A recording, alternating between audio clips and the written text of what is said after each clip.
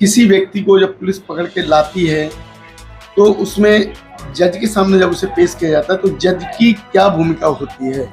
देखिए, कानून के हिसाब से तो जो मजिस्ट्रेट की बहुत बड़ी भूमिका है कि वो जो पुलिस केस बना के लाई है उसे पढ़े, प्लस अपराधी का बयान ले। लेकिन व्यवहार में क्या होता है, पुलिस जो भी केस बना लाई, कोर्ट मॉर्डर उसका वारंट बना देगा, जज साहब उस पर साइन कर देंगे। जज साहब उसे देखते भी नहीं है मुलजिम कौन है कहाँ है। जबकि आरोपी ये सोचता है कि जज साहब मुझे पूछेंगे तो मैं बताऊंगा कि मैंने ये अपराध किया है या नहीं किया है, या मुझे झूठा फंसाया गया है। तो ये व्यवहार कानून में और व्यवहार में ये बहुत बड़ा अंतर है। अधिकांश तो मजिस्ट्रेट भीतर बैठ के ही अपने चैम्बर में ही रिमांड और वारंटों पर साइन कर देते हैं, जबकि ये कानून के भी खिलाफ है और न्याय के भी खिलाफ है। सर ने जो ये बात कही है, आप उस बात से कितने सहमत? मैं पूरी तरह सहमत हूँ। और व्यवहार में देखा जाएगा, खासकर यूपी की कोर्ट्स में यही होता है, जबकि वहाँ पर जजों की जो जिम्मेदारी है वो सबसे ज़्यादा है और महत्वपूर्ण है। अभी जो वर्तमान में गौतम बुद्ध नगर में या यूपी के अन्य जिलों में अधिकतर जो पुलिस है वो अपराधियों के, आरोपियों की पैर में गोली मार के ला रही है, जो घुटने से नीचे लगती है। ये हमें भी पता है, आपको लोगों को भी पता है, मीडिया कर्मियों को भी, कि हमारी जो पुलिस है उनके कैसे निशाने हैं, कितनी दूरी से एक स्क्रिप्टेड कहानी तैयार करके लाती है कि अपराधियों ने, आरोपियों ने पुलिस पर फायर किया, उसके बचाव करते हुए हम लोगों ने फायर किया जिससे उनके पैर में गोली लगी है। इनकी जांच अगर कराई जाए सही मायने में किसी भी जुडिशियल ऑफिसर से, तो ये सारे पुलिस जो कर्मचारी उसमें लिप्त होते हैं वो सब जेल में जाएंगे, सब उनके खिलाफ ही जांच होनी है। लेकिन कोई उस पर कोई आदेश कोई नहीं कर रहा है। ये सरकार के इशारे पे इस तरह से ये पुलिस अपना कार्य कर रही है।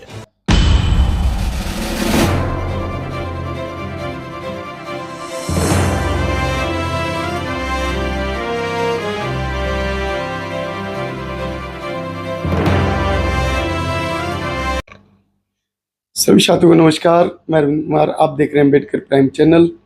साथियों, जो अभी अपराध होते हैं, अगर पुलिस किसी व्यक्ति को गिरफ्तार करती है, गिरफ्तार होने के बाद वो व्यक्ति न्यायालय में आता है और न्यायालय में प्रथम चरण क्या सोच होनी चाहिए, जिस जज के पास वो फाइल जाती है या उस व्यक्ति को पेश किया जाता है, तो इस पर चर्चा करेंगे। सर जय भीम। जय। सर, अगर किसी व्यक्ति को पुलिस पकड़ती है, गिरफ्तार करती है, गिरफ्तारी के बाद का जो प्रोसेस क्या होता है? अगर किसी अपराधी को, अपराधी पहले नहीं कह सकते सर। हाँ, अपराधी कहेंगे, पकड़ के लाई है तो पुलिस उसे, पुलिस ने तो अपराधी आरोपी मानेंगे। अगर किसी आरोपी को थाना पुलिस गिरफ्तार करती है तो उसका लिखत पढ़त करके, जैसे चालान बोलते हैं कानून की भाषा में, चालान करके रिमांड मजिस्ट्रेट के सामने पेश किया जाता है। रिमांड का मतलब ये होता है कि पुलिस उसे लाती है, पुलिस कहती है कि ये आरोपी है, इसने ये अपराध किया है, इसे 14 दिन के लिए न्यायिक अभिरक्षा में भेज दिया जाए, या पुलिस उसे खुद चाहती है तो उसे पुलिस की अभिरक्षा में भेजा जाए पूछताछ करने के लिए। जो किसी व्यक्ति को जब पुलिस पकड़ के लाती है तो उसमें जज के सामने जब उसे पेश किया जाता है तो जज की क्या भूमिका होती है? देखिए, कानून के हिसाब से तो जो मजिस्ट्रेट है, मजिस्ट्रेट की बहुत बड़ी भूमिका है कि वो जो पुलिस केस बना के लाई है उसे पढ़े, प्लस अपराधी का बयान ले। लेकिन व्यवहार में क्या होता है, पुलिस जो भी केस बना लाई, कोर्ट मॉर्डर उसका वारंट बना देगा, जज साहब उस पर साइन कर देंगे। जज साहब उसे देखते भी नहीं है मुलजिम कौन है कहाँ है। जबकि आरोपी ये सोचता है कि जज साहब मुझे पूछेंगे तो मैं बताऊंगा कि मैंने ये अपराध किया है या नहीं किया है, या मुझे झूठा फंसाया गया है। तो ये व्यवहार कानून में और व्यवहार में ये बहुत बड़ा अंतर है। अधिकांश तो मजिस्ट्रेट भीतर बैठ के ही अपने चैम्बर में ही रिमांड और वारंटों पर साइन कर देते हैं, जबकि ये कानून के भी खिलाफ है और न्याय के भी खिलाफ है। सर ने जो ये बात कही है, आप उस बात से कितने सहमत? मैं पूरी तरह सहमत हूँ। और व्यवहार में देखा जाएगा, खासकर यूपी की कोर्ट्स में यही होता है, जबकि वहाँ पर जजों की जो जिम्मेदारी है वो सबसे ज़्यादा है और महत्वपूर्ण है। जजों को देखना चाहिए पुलिस क्या इन्वेस्टिगेशन करके लाई है, किसी भी आरोपी को गिरफ्तार करके लाई है, वहाँ जहाँ से वो गिरफ्तारी बता रही है वहाँ पे कोशिश करनी चाहिए कि उसकी सीसीटीवी कोई फुटेज लाई हो, या वहाँ के किसी के गवाहों के बयान लाई हो, या और जो रेलेवेंट चीज़ें हो सकती हैं उन पे पहले संतुष्ट हो, तब जाके उसको जेल के लिए रिमांड एक्सेप्ट करना चाहिए। परंतु व्यवहार में ऐसा हो नहीं रहा है। सर अगर ऐसा हो नहीं रहा है तो उसके लिए क्या प्रक्रिया है जो कि ऐसा किया जाए?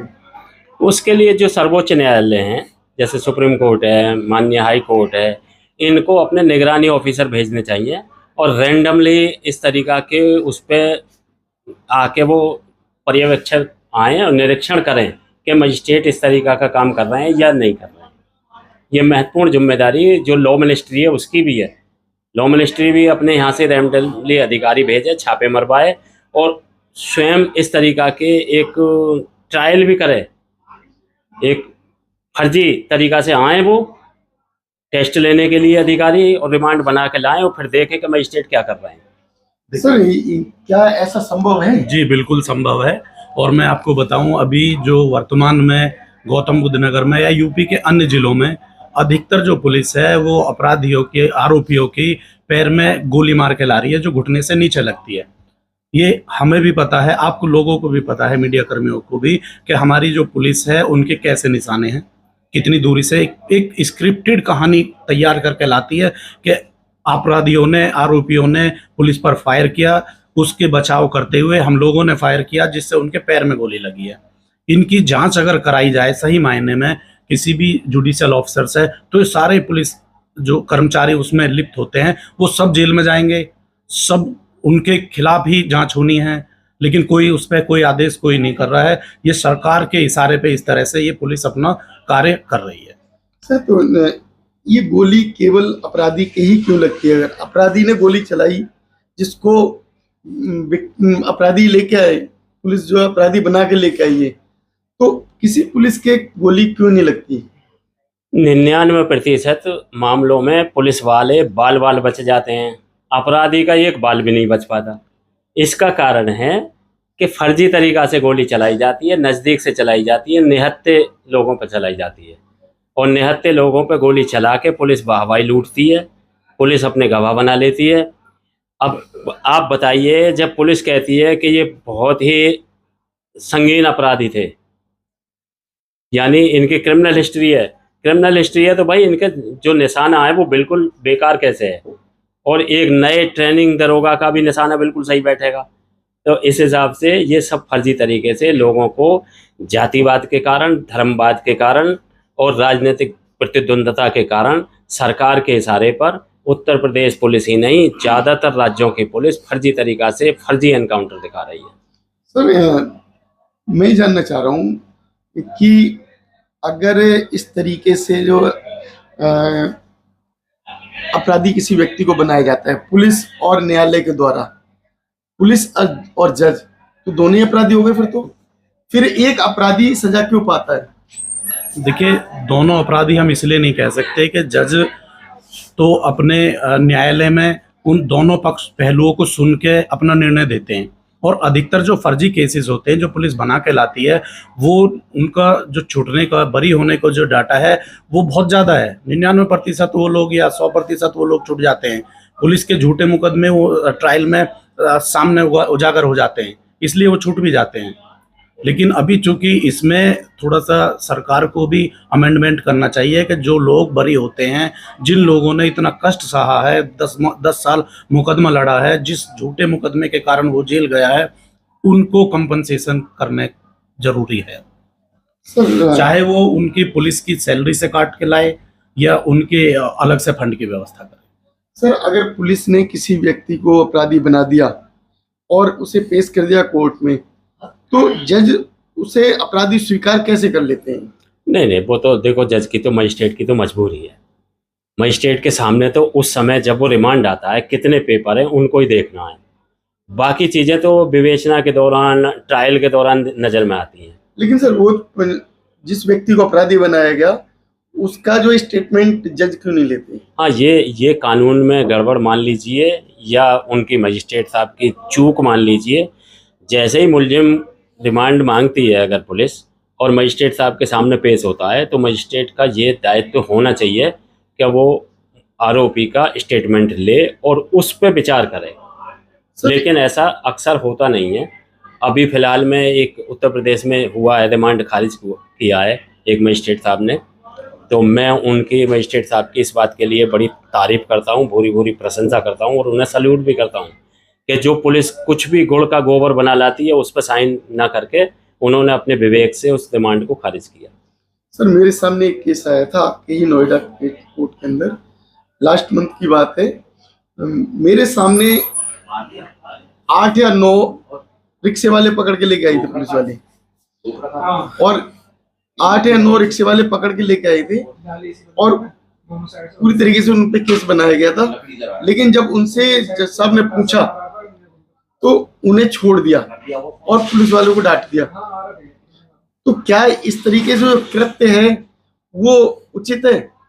बहुत बहुत मजिस्ट्रेट भी अच्छे हैं जिन्होंने सच्चाई को भांप के उन्हें छोड़ दिया होगा, ये अच्छी बात है। लेकिन उस समय अगर कोई व्यक्ति पुलिस वाला ही चाहे, अगर वो गलत करके आया ना, अगर उसने गलत तरीके से उन्हें फंसाने की कोशिश की है, तो उस समय सजा उस पुलिस वाले को क्यों नहीं दी? नहीं, वो उस समय नहीं दी जा सकती सलाह और सजा, और ना मजिस्ट्रेट को उस समय सजा देने की पावर है। मजिस्ट्रेट को सिर्फ ये पावर है कि जो केस बना के लाएं उसे स्वीकार करें या उसे रिजेक्ट करें, जिसे रिमांड बोलते हैं। ये तो ट्रायल के ऊपर पेश करता है, या वो जो जिसको गलत फंसाया गया है और वो ट्रायल में बरी हो जाता है तो वो अपना मुकदमा डाल सकता है। अगर कोई पुलिस वाला गलत तरीके से फंसा के लेके आया है, जज के सामने गलत पेश किया और जज ने उसकी जांच कर ली, जज ने उसको छोड़ दिया, तो उस समय जज का क्या रिएक्शन होना चाहिए? अधिकतर तो हिदायत दे के पुलिस को इस तरह के मामले में छोड़ देते हैं। अदरवाइज मजिस्ट्रेट साहब को चाहिए कि वो उनके जो पुलिस के आला अधिकारी हैं उनको इन राइटिंग में दे के इन्हें ट्रेनिंग कराए अच्छी तरह से, और इनका बिहेवियर में सुधार हो, और जो इनकी जो मानसिकता बनी हुई है निर्दोष लोगों को फंसाने की, वो उसमें सुधार करें। नहीं, इनके खिलाफ जो इनकी अनुशासनात्मक कार्रवाई होनी चाहिए। सर कानूनी एक वक्तव्य है कि न्याय करने मतलब अपराध करने वाला तो अपराधी होता ही है, लेकिन अपराधी का साथ देने वाला वो भी अपराधी होता है। तो न्याय जो न्यायालय की नजर में यहाँ क्या गलत नहीं है? नहीं, आप सही कह रहे हैं। आपने जो वक्तव्य सुनाया है बहुत ही ठीक है, सटीक है। परंतु उस समय जब रिमांड लाते हैं पुलिस, तो मजिस्ट्रेट साहब के पास ज़्यादा ऑप्शन नहीं है उसमें, क्योंकि वो तो सिर्फ ये कह के आते हैं। उस समय का भी विवेचना में समय लगेगा, इसलिए 14 दिन की न्यायिक अभिरक्षा में रख लिया जाए। अच्छा सर, एक बात बताइए कि कोई व्यक्ति माना 1 साल 2 साल 3 साल की अगर उसको सजा हो जाती है, क्योंकि न्यायालय सजा कर देता है तुरंत, सजा होने के बाद अगर वो निर्दोष छूटता है, निर्दोष छूटने के बाद उसके पास ऑप्शन होते नहीं है, तो अगर निर्दोष छूटा है तो थाने के ऊपर क्या एक्शन होता है? देखिए, कानून में ये प्रावधान है कि अगर आपकी लोअर कोर्ट से सजा हो गई और आप सेशन कोर्ट में गए या हाई कोर्ट में गए या किसी भी उच्च कोर्ट में गए और वहाँ से आप बरी हो जाते हो, तो ये बरी होने वाले आरोपी को अधिकार है कि वो अपने कंपनसेशन की मांग कर सकता है। किससे करेगा? पुलिस से? नहीं, पुलिस से नहीं, उच्च अधिकारियों से करेगा और न्यायालय से करेगा कि मुझे गलत तरीका से फंसाया गया था और न्यायालय ने मुझे बाइज्जत बरी कर दिया है, मेरा इतना समय नष्ट किया गया है, मुझे इतना कष्ट झेला गया है, मैं जेल गया हूँ, मेरा जीवन बर्बाद हो गया है, वो उसके लिए कंपनसेशन के लिए मुकदमा डाल सकता है। और ऐसा हुआ भी है, बहुत लोगों को कंपनसेशन कोर्ट ने दिया भी है। सर अगर किसी को 2 साल 3 साल की अगर सजा हुई है तो उसे क्या कंपनसेशन मिल सकता है? ये तो अदालतें तय करती हैं। आपके सामने केस आए होंगे, आपके सामने केस आए होंगे, उन केसों में कितना कंपनसेशन मिला होगा? ये अधिकार माननीय न्यायालय को ही है, कोई तय करेगा। सर आप बताएंगे इस पे कुछ? नहीं, ये कोई प्रिस्क्राइब्ड नहीं है कि कितना किसको मिलेगा, ये कोई फिक्स नहीं है कानून में। ये वैसे अभी तक किसी को मिला है? बहुत लोगों को मिला है, लेकिन माननीय उच्च न्यायालय इसका निर्धारण करता है कि कितना किसको दिया जाए, और जो ग्रेविटी ऑफ सेंटेंस कितना हुआ, कितना उसने जेल में अवधि बिताई है, वो उसको ध्यान में रखते हुए पास करती है माननीय उच्च न्यायालय जो आदेश पारित करती है। उम्र की कौन सी अवधि बताई है? चल, जैसे कोई न्यायालय में निर्दोष साबित हो गया और निर्दोष साबित होने के बाद जो वो पुलिस अधिकारी हैं उनके खिलाफ कोई एक्शन का प्रावधान नहीं है? अगर उन्होंने गलत फंसाया है तो उनके खिलाफ क्या एक्शन हो सकता है? उनके खिलाफ एक्शन का प्रावधान तो है, लेकिन भारत में न्याय व्यवस्था इतनी लच्चड़ है, इतनी लंबी है कि बरी होते होते उसे 20 साल लग जाते हैं। फिर वो सोचता है यार बरी होने में ही तेरा तो सब कुछ जीवन जवानी बर्बाद हो गई, पैसा बर्बाद हो गया, अब और 20 साल अपने कंपनसेशन के लिए, पुलिस से अधिकार मांगने के लिए, पुलिस से सस्पेंड बर्खास्त या जो पनिशमेंट कराने के लिए लड़ेगा, तो तेरा तो सब चौपट हो जाएगा। इसलिए अधिकांश आरोपी जो बरी होने के बाद पुलिस के खिलाफ ना तो शिकायत करते हैं, ना कंपनसेशन मांगते हैं, ना किसी न्यायालय में उनको पनिशमेंट कराने के लिए जाते हैं, अधिकांश मामलों में।